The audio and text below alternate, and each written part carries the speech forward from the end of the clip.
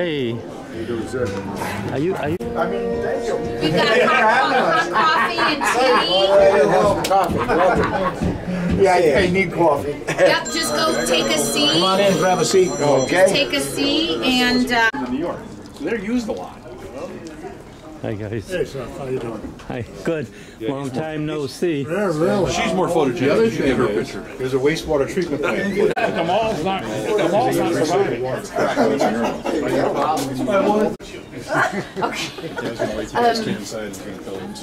Hi guys.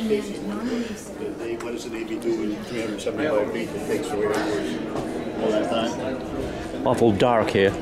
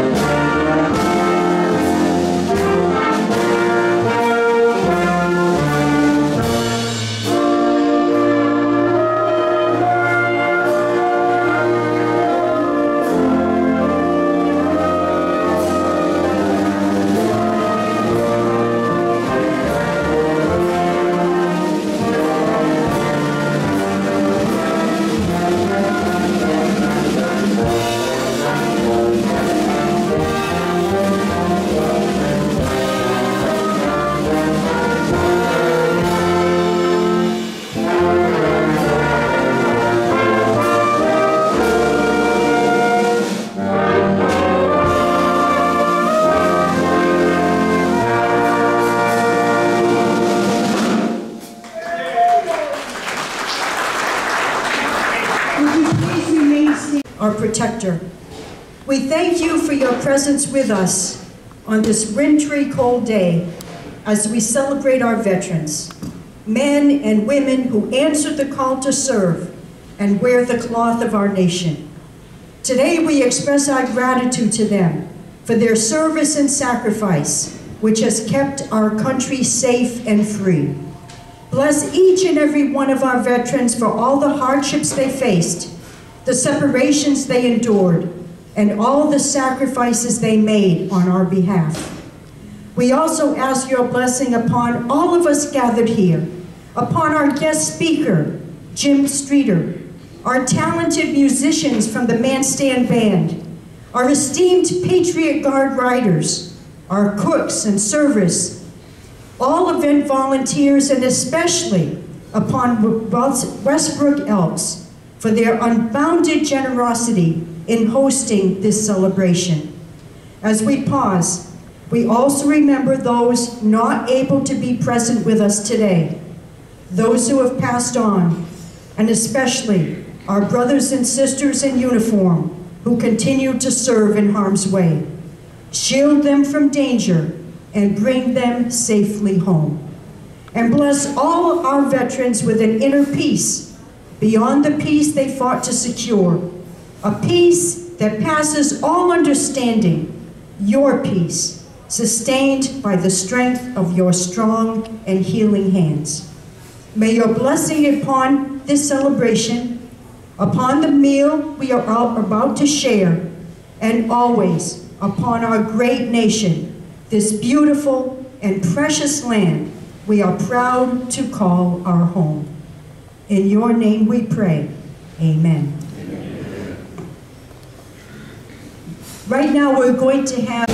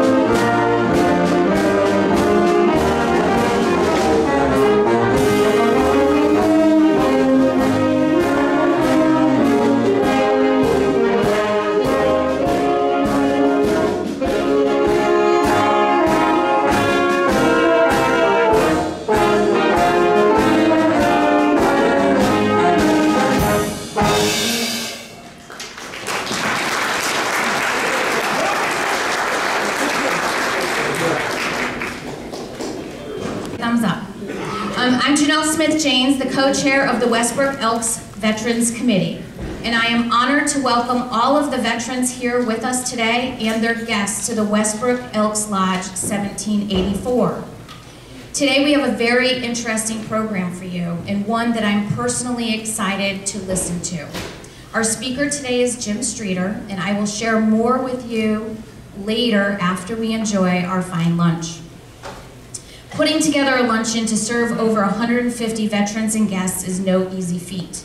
There are many people that helped make today possible. A heartfelt thanks to our lodge officers, Chef Paul and team who prepared a delicious lunch that we will enjoy today.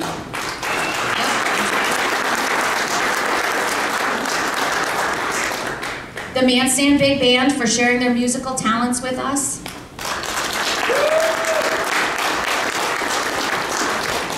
The Patriot Guard who welcomed you all today.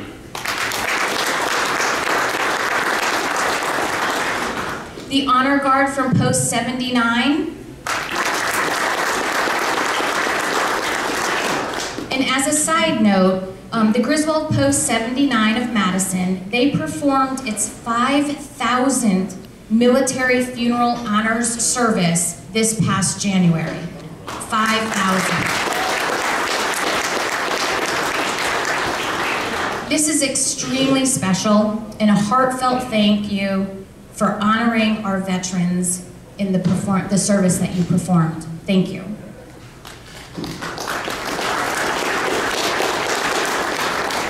I'd also like to thank the Girl Scouts of America who donated cases of cookies so that each veteran can take a box home with them today. And last but not least, our Veterans Committee members who helped pull this program together. We could not do today's program without them.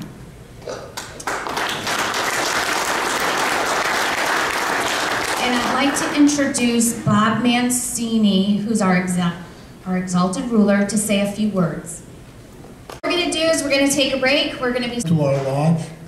It is our honor and pleasure to serve you guys because you serve us. And I also would like to thank the committee chair people, the volunteers. I hope you enjoy your lunch.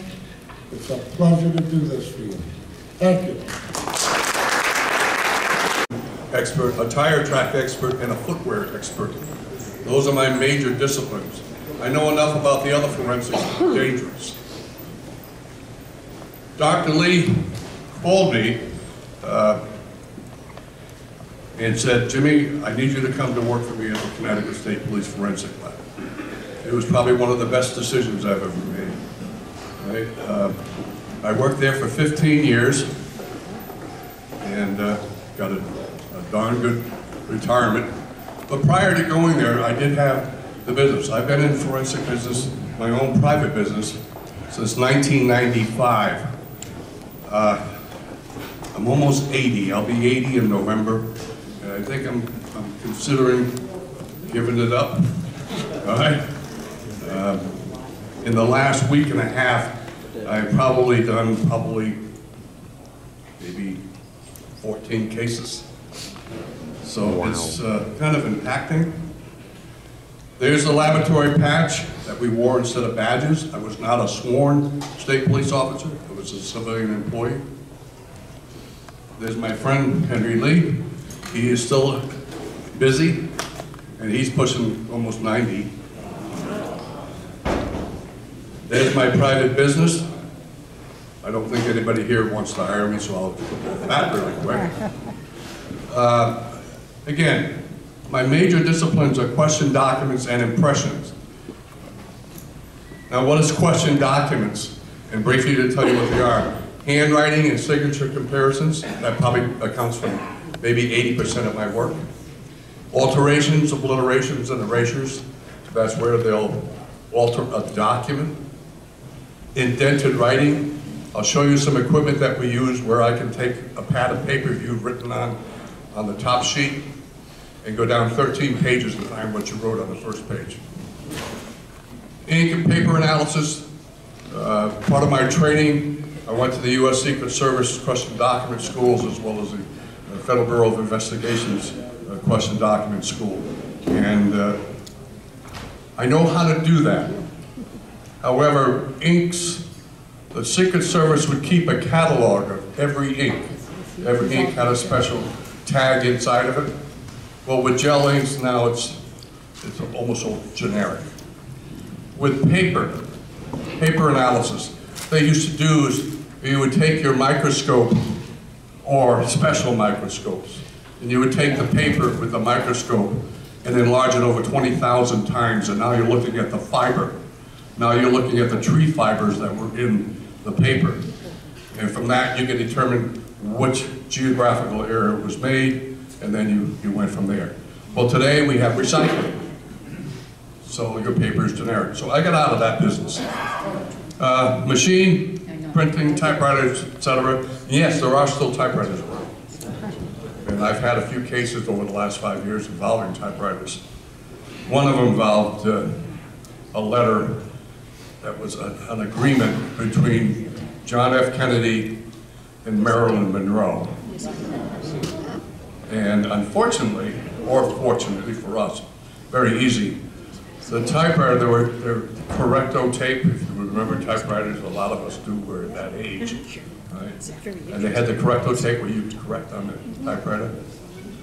Well, when John F. Kennedy wrote this letter, that didn't exist, but it was in that letter. So it was a phony letter.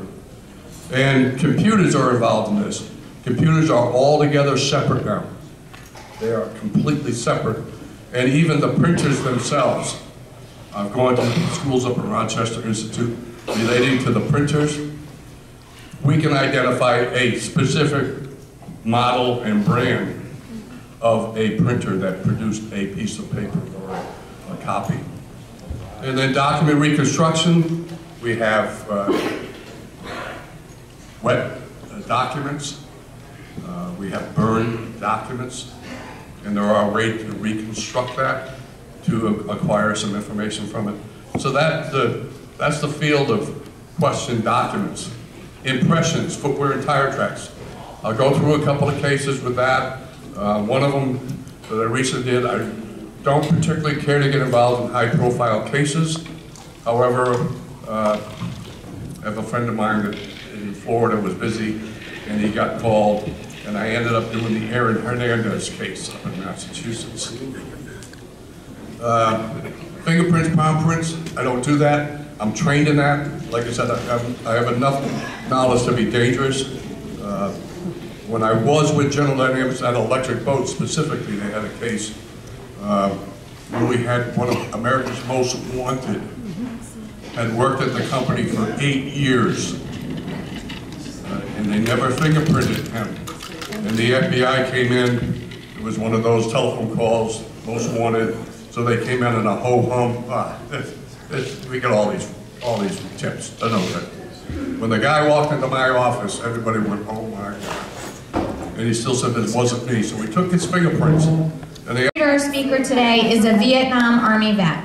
He's also the town of Groton's historian and the author of 6 historical books. He's an experienced forensic evidence consultant with an extensive history working in the field of law enforcement and the legal services industry. He has served as the Chief of Investigations at General Dynamics Electric Boat, a forensic evidence examiner for the state of Connecticut Police, and has served as a crypto analyst for the U.S. Army Security Agency. Today, Jim will share with us many stories and interesting facts that he has collected over his 25+ years of experience. Please join me in welcoming Jim Streeter. Lip and ear imprints. You say, why would you get involved in lips and ear imprints? Well, I'll give you an example of a case. We had a female inmate that was cohabitating with one of the corrections officers and would write a letter to him and seal it with a kiss. Well, your lips are just like fingerprints. You got all these lines and creases, so we identified that. Ear impressions are the same way. And a lot of that is this, what we call voyeurism, where they've got their ear to the wall. That's number one. Number two, you have these major accidents where there's a death and you want to know who was driving the car. When there's an accident, there's a lot of rolling around, and if the impression is on the window or the mirror or something of that nature, we can do that. And ears are the same way. They're unique. And barefoot and sock impressions, I get involved with a guy in Canada. We took over 20,000 foot impressions, barefoot impressions, no tool length. And they're continuing that study. They're up to over 500,000. No two barefoot impressions are alike. The contusions and abrasions, I'll show you one. Unfortunately, in this world, we have a lot of heinous crimes. You hear about people that get stomped to death, etc. I have a case like that where we use footwear impressions to identify the person that did it. And then rubber stamp impressions, they're not existing too much anymore, but in the years gone by, when they sold drugs on the street, that's what they use, a rubber stamp, and they're unique also. Now, what I'm going to talk about is my forensic stuff that I find interesting that we use to do some of the things I talked about. Remember I said indented writing? There's a piece of paper and you can vaguely see some indented writing on it. When we were kids, we would turn it over and take a pencil and scribble on the back, possibly see some of what's on the front.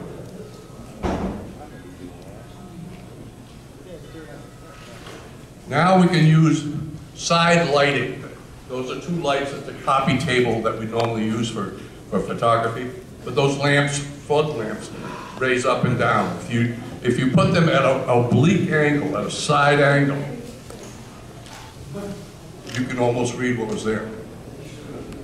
But we do one better. We have the electrostatic detection apparatus. When I teach college, I always tell the kids, this is going to be on your examination. Remember the word ESDA, electrostatic detection apparatus.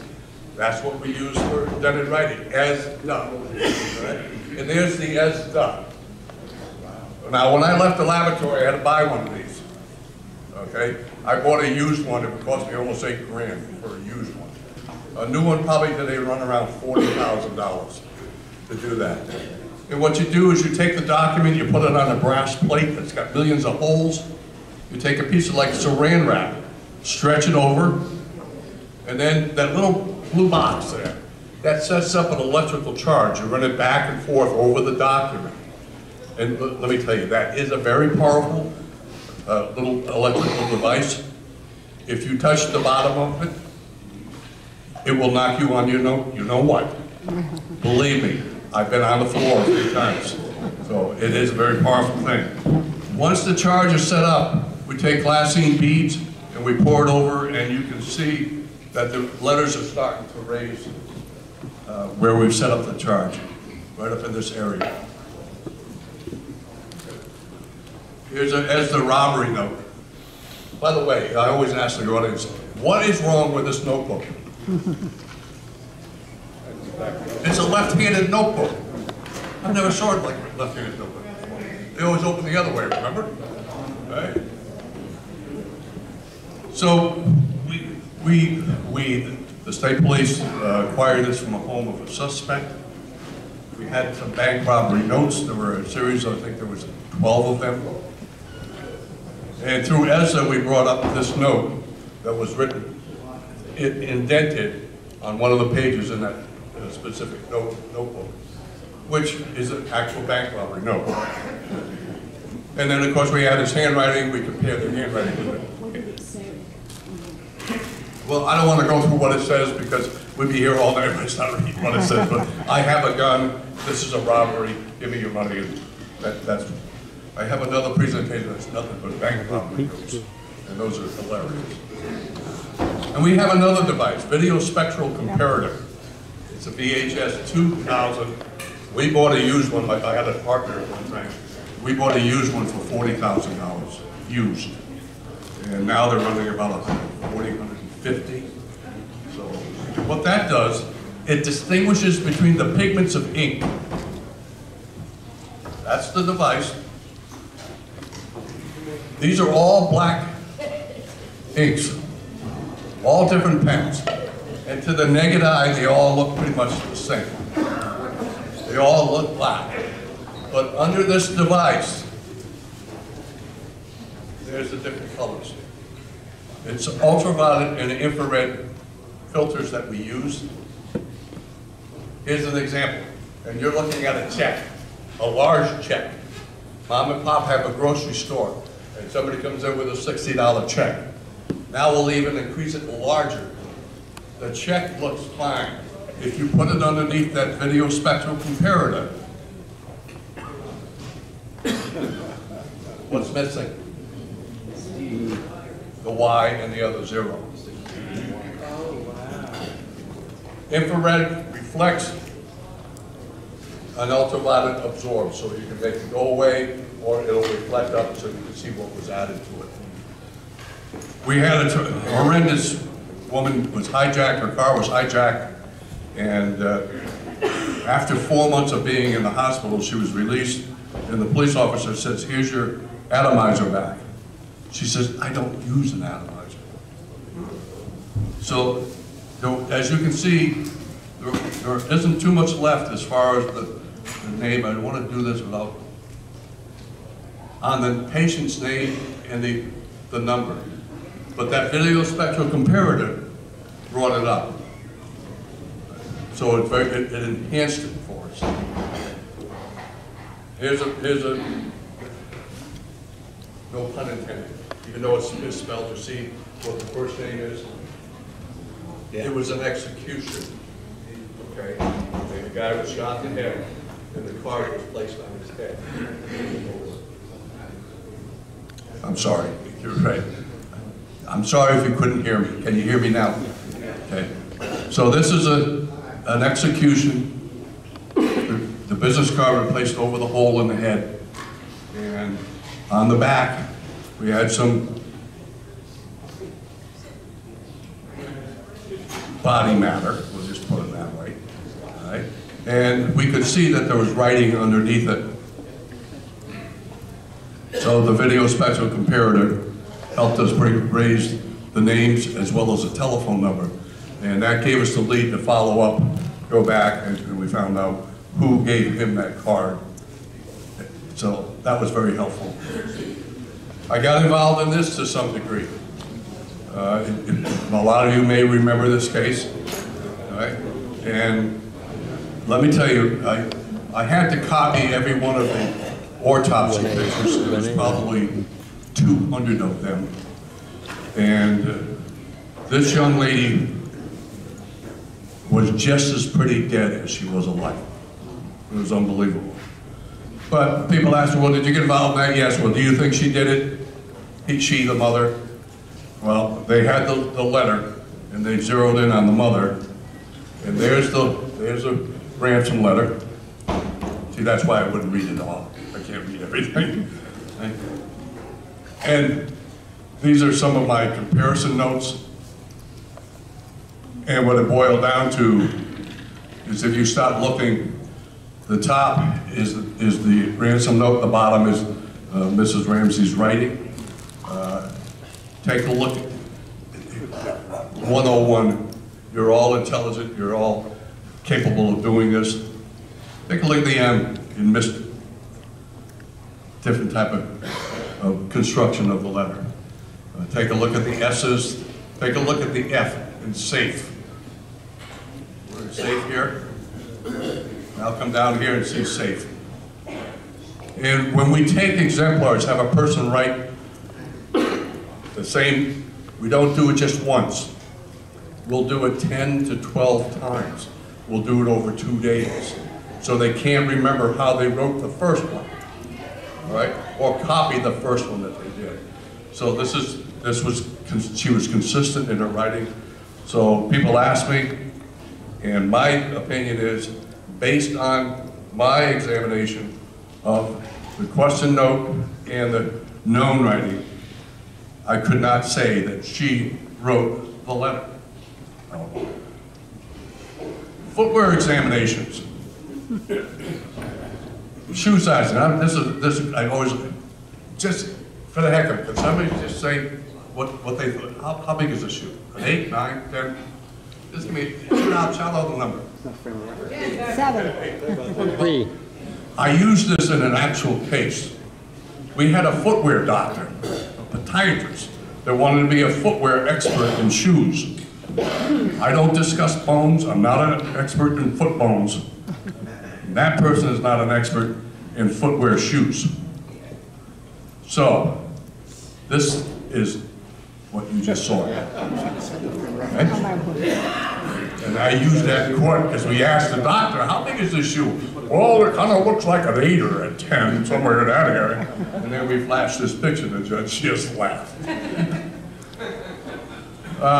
Usually there's about a ½ inch, quarter inch to a ½ inch size, the difference between each half size. But they vary by manufacturer. I'm sure you've all purchased shoes and you get there and say, wait a minute, I wear 9. This isn't fitting, it's too tight, too big, right? Because it's the different manufacturer. Okay, we have a device called the electrostatic Dutch print lifter. And it's used on floors and paper, countertops, carpets. If they turn every light off and we shine a light at an angle at this floor, you would see footprints all over it. And believe it or not, on this carpet, there are footwear impressions that were left. So this is the device that we use. And again, everything has to be electric. That thing will also send you to the floor, all right? And what you do is you take, there's a piece of carpet, the carpet. Now, I'm not saying if you have shag carpet that we're going to raise a footprint impression on it, you just can't. But there's a tight weave piece of carpet. You see anything on there? No. You do? That's where I put my pen. Okay, that's good, okay. So we take a special, it's a metallic piece of paper. It's black on one side and then metallic on the top side. And we set up an electrical charge, and then we use a regular fingerprint roller to roll over it once the charge is made. There's the impression. Unfortunately, you can't see it, but there is detail in there. And that was raised off of a carpet. Now this was this in here, this was down at Groton, so it was a good case for us. Where the police officer knew how to use that machine. They had one in the police department in their detective bureau. And they kicked in a window. A window had broken, and that's the piece of plywood on the window. They did with electric dust lifters, and there's the impression that they picked up off of that plywood. Developed a suspect. There's the shoes, and what we do with those is if you look, there's a crack on the right, that's the actual shoe. That crack actually shows up in the impression on that lifter. There's a shoe print, we have a database now. It comes out of England. And they usually add about 10 to 20,000 different shoes a year. That's how many different models are made every year. And which helps the examiner, because the examiner will take the impression, that's the device there. He'll take, like, there's an impression here, and we'll use a chart and pick out different characteristics that appear, insert them into the machine, and the machine will ultimately give you a brand name over here. Now if you look at the impression, and this is the match that the machine came up with. Well, not only do they show this, they show you exactly every place where it's sold and stuff like this. So, very, very helpful to us. Okay, everybody's dinner settled? Okay, it's all settled. It's not bad, but there are a few scenes in here that are, you know, a little graphic. Chemical enhancements. We go to crime scenes, and oftentimes, especially in homicides, they're very bloody. So, it's like if you stepped in ketchup, and you take your first step after stepping in the thing, it leaves an impression. and it's usually sloppy, it's usually spongy. And then about the fourth impression, they start to disappear. Come back one and use chemicals, and we use chemicals. And you can't believe what happens there.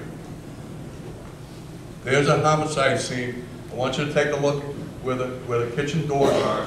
You can see some impression right in here. So we use something that we're not supposed to use it. I'm surprised I'll be 80 in November. I'm surprised I made it this far because we're not supposed to use this chemical because it's very toxic, but we use it because we're solving crimes and we want to make things happen. There's what was there that you didn't see when we spray this thing. Normally what we'll do is we'll go in and tell all the state police, okay, get out of here. All right? And then we spray it and then we get out of there. But that's what will happen. Those are the impressions. It's called anhydrous.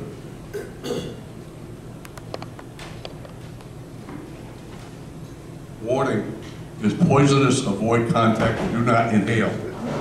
That's written on the bottle as we're spraying it. And believe me, we didn't have to ask. That's neither here nor there. Okay, here's another one. It's a woman that was stabbed several times. And I asked this